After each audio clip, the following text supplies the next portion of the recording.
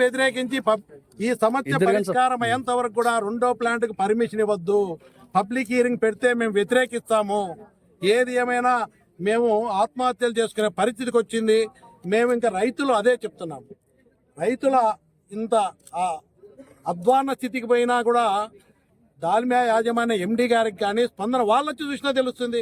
దాల్మియా యాజమాన్యం యొక్క ఎండి గారు వాళ్ళ టీంతో వచ్చి ఇక్కడ పంట పొలాలు మునుగుతున్నాయా లేవో వాళ్ళు చూసినా తెలుస్తుంది.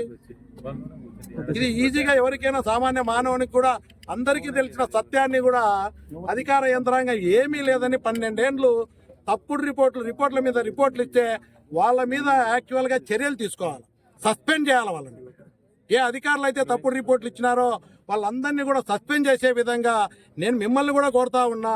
ఈ పంట పొలాలన్నీ మునిగేది వాస్తవం, ఎక్కడ దుగ్గనపల్లి వరకు. ఇంత దారుణాలు జరుగుతుంటే కూడా ప్రజలు ఇచ్చే డబ్బుల చేత జీతాలు తీసుకునే అధికారులు, ప్రజలకు నష్టం జరుగుతుంటే చెప్పాల్సిన అధికారులు, దాల్మియా యాజమాన్యానికి ఒత్తాసు పలుకుతూ వాళ్ళ ప్రలోభాలకు లోనై, ఒత్తిళ్లకు లోనై తప్పుడు రిపోర్ట్లు ఇచ్చి వందల మంది రైతులను నాశనం చేస్తున్నటువంటి అధికార యంత్రాంగానికి కనువిప్పు కలగాల మీ ద్వారా అని చెప్పి, ఇవన్నీ వాస్తవాలు మీరు తీసుకుపోవాలని చెప్పి నేను మీ ద్వారా తెలియజేస్తాను.